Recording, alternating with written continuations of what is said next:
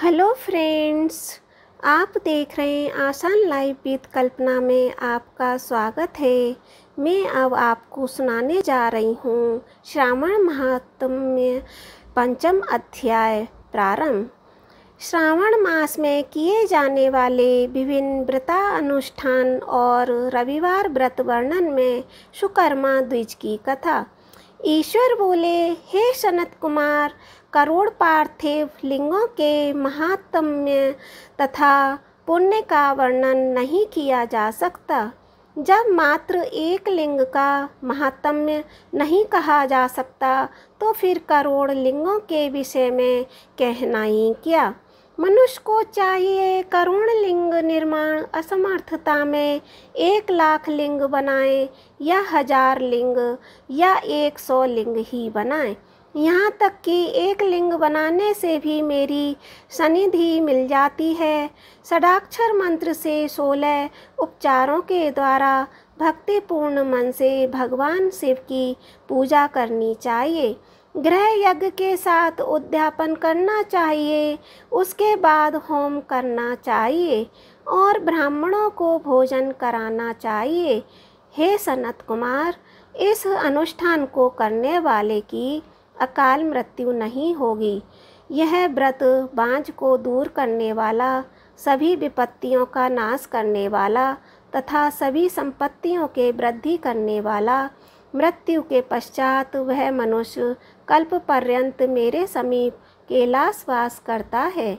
जो मनुष्य श्रावण मास में पंचामृत से शिवजी का अभिषेक करता है, वह सदा पंचामृत का पान करने वाला, गोधन से संपन्न, अत्यंत मधुर भाषण करने वाला तथा त्रिपुर के शत्रु भगवान शिव को प्रिय होता है। जो इस मास में अनुदान करने, व्रत करने वाला तथा हविष्यान्न ग्रहण करने वाला होता है, वह व्रीहि आदि सभी प्रकार के धान्यों का अक्षय निधि स्वरूप हो जाता है। पत्तल पर भोजन करने वाला श्रेष्ठ मनुष्य सुवर्ण पात्र में भोजन करने वाला तथा शाक को त्याग करने से शाक कर्ता हो जाता है। श्रावण मास में केवल भूमि पर सोने वाला कैलाश में निवास प्राप्त करता है। इस मास में एक भी दिन प्रातः स्नान करने से मनुष्य को 1 वर्ष स्नान करने के फल का भागी कहा गया है। इस मास में जितेंद्रिय होने से इंद्रिय प्राप्त होता है। इस मास में स्फटिक, पाषाण, मृत्तिका, मरकतमणि, पीठी धातु, चंदन, नवनीत आदि से निर्मित अथवा अन्य किसी भी शिवलिंग में, साथ ही किसी स्वयं आविर्भूत न हुए लिंग में श्रेष्ठ पूजा करने वाला मनुष्य करोड़ों सैकड़ों ब्रह्म हत्या को भस्म कर डालता है। किसी तीर्थ क्षेत्र में सूर्य ग्रहण या चंद्र ग्रहण के अवसर पर 1,00,000 जप से जो सिद्धि होती है, वह इस मास में एक बार के जप से हो जाती है। अन्य समय में जो 1000 नमस्कार और प्रदक्षिणाएं की जाती हैं, उनका जो फल होता है, वह इस मास में एक बार करने से ही प्राप्त हो जाता है।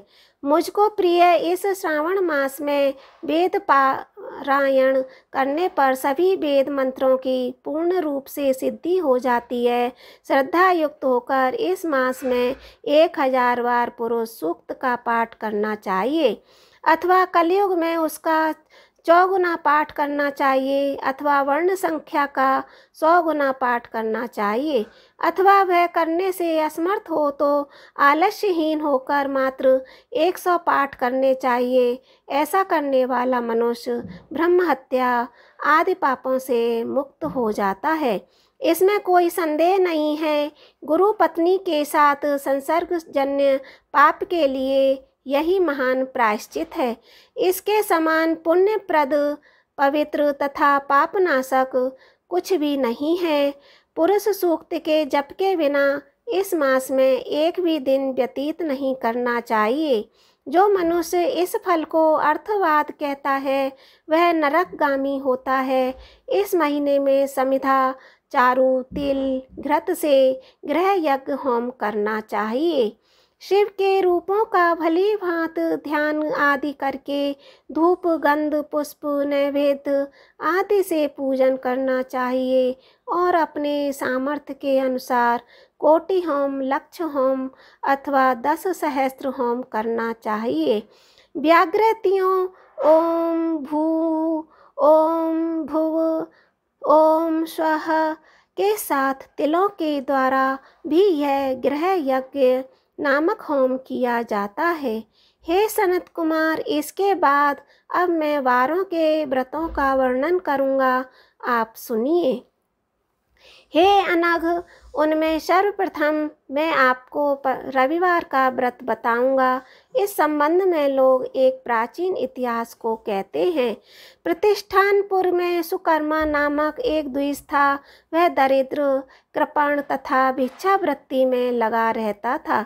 एक बार वह धान्य मांगने के लिए घूमते घूमते नगर में गया।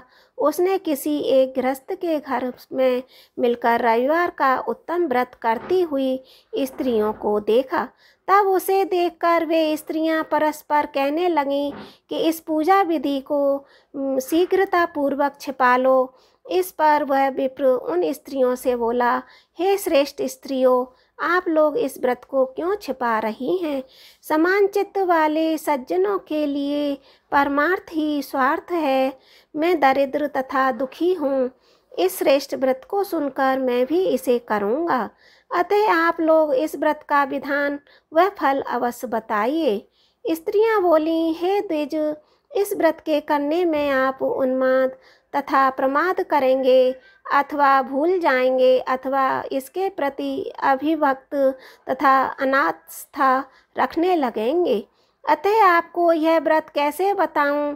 उनकी यह बात सुनकर उनमें जो एक प्रौढ़ा स्त्री थी, वह उस ब्राह्मण से व्रत तथा व्रत की विधि बताने लगी। हे ब्राह्मण, श्रावण मास के शुक्ल पक्ष के प्रथम रविवार को मौन होकर उठ करके शीतल जल से स्नान करें। उसके बाद अपना नित्य कर्म संपन्न करके पान के एक शुभ दल पर रक्त चंदन से सूर्य के समान पूर्ण गोलाकार 12 परिधियों वाला सुंदर मंडल बनाएं। उस मंडल में रक्त चंदन से संज्ञा सहित सूर्य का पूजन करें। उसके बाद घुटनों के बल भूमि पर झुककर 12 मंडलों पर अलग अलग रक्त चंदन तथा जपा कुसुम से निर्मित अर्ध श्रद्धा भक्ति पूर्वक सूर्य को विधिवत प्रदान करें और लाल अक्षत, जपा कुसुम तथा अन्य उपचारों से पूजन करें।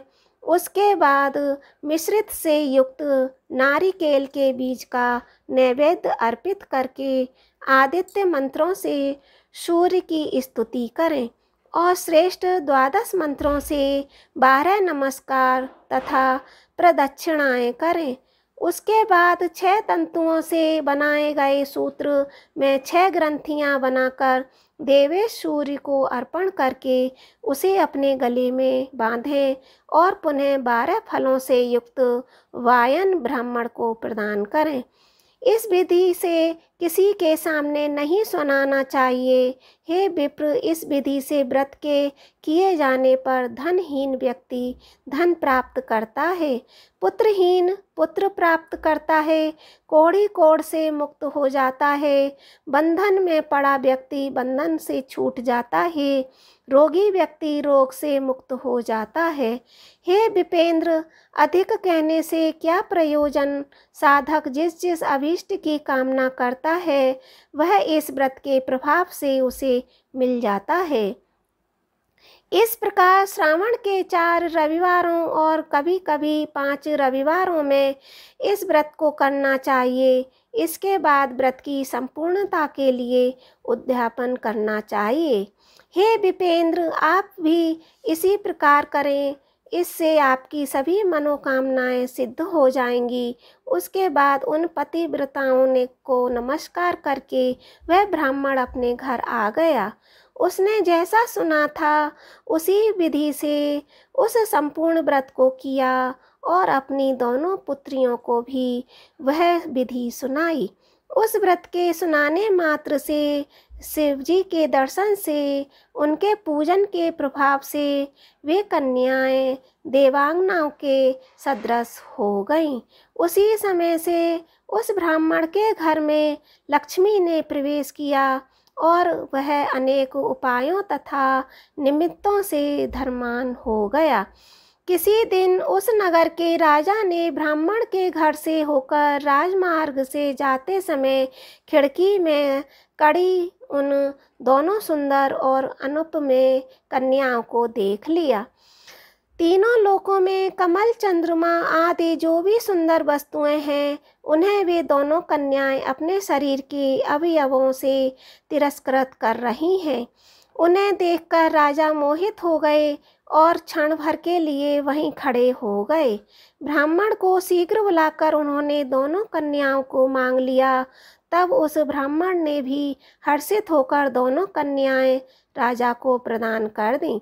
उस राजा को पति रूप में प्राप्त करके वे कन्याएं भी प्रसन्न हो गईं। वे स्वयं इस व्रत को करने लगीं और पुत्र पौत्र आदि से संपन्न हो गईं। हे मुने, महान ऐश्वर्य देने वाले, इस व्रत को मैंने आपसे कह दिया। हे अभिनंदन, जिस व्रत के श्रवण मात्र से मनुष्य सभी मनोरथों को प्राप्त कर लेता है, उसके अनुष्ठान करने के फल का वर्णन कैसे किया जाए। इस प्रकार स्कंद पुराण श्री श्रावण मास महात्म्य का प्रकीर्ण नाना व्रत, रविवार व्रत आदि कथन 5वां अध्याय संपूर्ण हुआ। ओम नमः शिवाय।